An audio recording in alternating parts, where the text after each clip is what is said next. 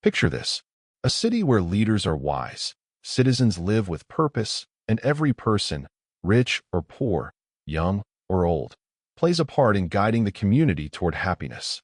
Sounds like a dream, right? Well, over 1,000 years ago, a philosopher named Al-Farabi actually wrote down this vision in a book called Kitāb al-Madīnah al-Fāḍilah, or in English, the Virtuous City. Al-Farabi wasn't just describing streets, houses, or armies. He was describing an ideal society, a place designed not only to survive, but to help human beings become the very best versions of themselves. In this video, we're going to take a journey through his masterpiece. We'll learn who Al-Farabi was, why he wrote about a city, how he imagined the perfect ruler, what roles citizens play, the dangers of corrupt societies, and, most importantly, what lessons his ideas still hold for us today. So let's step inside Al-Farabi's vision and explore what he thought makes a city virtuous.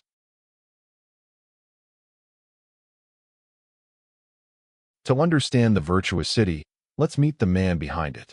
Al-Farabi lived around the late 9th and early 10th century, during a time historians often call the Islamic Golden Age. This was an era of libraries, observatories, hospitals, and incredible scholarship across Baghdad, Damascus, and beyond. Think of it as one of history's great intellectual explosions. Al-Farabi himself was a philosopher, scientist, and political thinker. He studied logic, music, metaphysics, and politics. He spoke multiple languages and built bridges between Greek philosophy, especially Plato and Aristotle, and Islamic thought. Because of his brilliance, later generations called him the second teacher. The first teacher was Aristotle. That title tells you how highly respected he was. But here's what's special. Al-Farabi wasn't interested in philosophy as an abstract game. For him, philosophy mattered because it could shape real lives. He asked, what makes people happy? What makes a society successful? How do leaders help or harm that journey? And the answers to those questions became the virtuous city. Let's begin with the foundation. What is life's ultimate goal? For many people, happiness might mean having money in the bank, a comfortable home, delicious food, or maybe fame and recognition. And yes, Al-Farabi recognized those things matter. But he argued they are temporary, fragile. Money disappears, power shifts, pleasure fades. True happiness, he said, comes from something deeper, the perfection of the soul, the growth of wisdom, and a connection with truth itself. He saw human beings as seekers. We naturally want to know, to understand, to connect with what is real and eternal. When we do that, we achieve true happiness.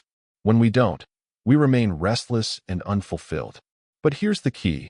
No one can reach that happiness alone. We need teachers, friends, families, and communities. Just like a single hand cannot clap by itself, a single person cannot thrive in isolation.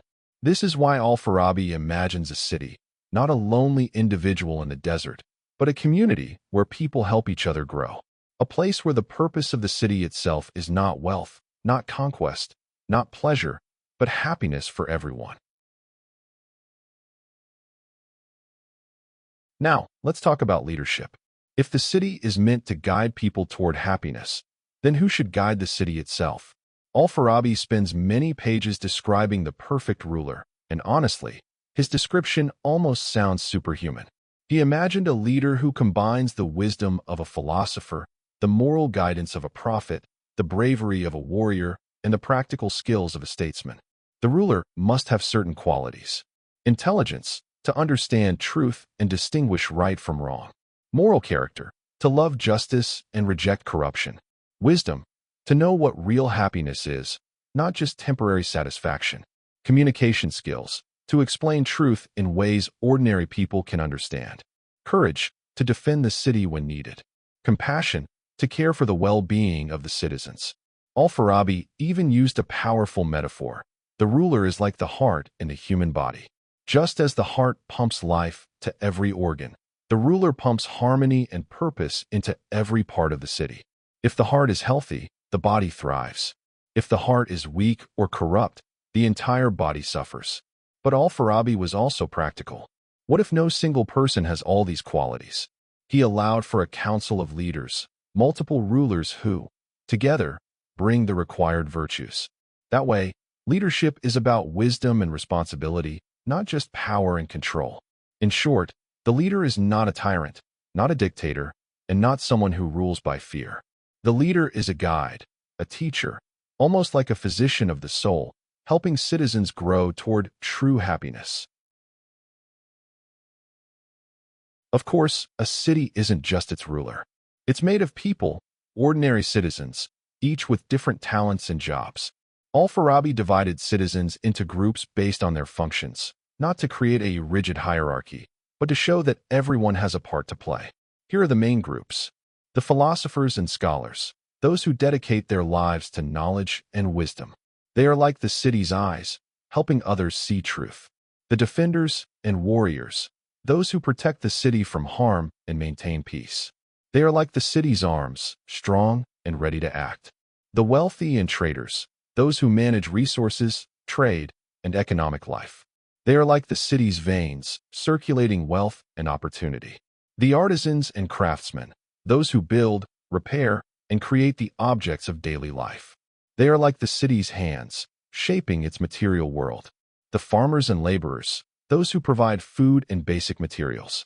They are like the city's stomach, sustaining everyone with nourishment. This structure reminds me of an orchestra. Not everyone plays the same instrument, but together they create harmony. The philosopher may play the violin, the farmer the drums, the trader the flute, but without each one, the music of the city wouldn't be complete. And here's the beauty. In the virtuous city, each group supports the others. No role is less important. Even the most humble farmer contributes to the ultimate goal, guiding everyone toward true happiness. This way, the city becomes more than a collection of people. It becomes a living body, where every part is needed and valued. Now, Al-Farabi was idealistic, but he wasn't naive. He knew not every city aims for virtue. So he described the different types of non-virtuous cities, societies that miss the mark. The ignorant city. Here, people don't even know what true happiness is. They think life is only about wealth, pleasure, power, or reputation. Everyone chases temporary goals, but no one looks deeper. The wicked city. This one is worse. In the wicked city, the leaders actually do know what true happiness is, but they deliberately mislead the people for their own selfish interests. It's leadership built on lies. The errant city. These people once aimed for virtue, but lost their way. Maybe they confused means with ends, seeking wealth as if it were the ultimate goal, forgetting it was just a tool. The turned city. In this city, people once lived virtuously but abandoned it, turning away from truth and falling into corruption. In these cities, people may seem successful. They may build tall buildings, make money, even enjoy pleasures. But Al-Farabi says inside, they are unfulfilled. Why? Because they have mistaken the glitter of wealth or the thrill of power for the lasting light of true happiness. It's like eating candy for every meal. Sweet at first, but destructive in the long run. So, why should we, living in the 21st century, care about a book written in the 10th century? Because the questions Al-Farabi asked are the same questions we struggle with today. What makes a good leader? Is leadership about strength and money, or about wisdom and responsibility? What makes a successful society? Is it measured by GDP, skyscrapers, and military power? Or is it measured by the well-being, knowledge, and happiness of its people? What role do ordinary citizens play? Do we only look out for ourselves, or do we recognize that our happiness is connected to the happiness of others? Al-Farabi's Virtuous City is a mirror. It makes us ask, are we living in a virtuous city or an ignorant one? Do our leaders guide us toward wisdom or distract us with empty promises? Do we play our roles in harmony, or do we live only for ourselves? He challenges us to think about community not just as a place to survive, but as a place to flourish.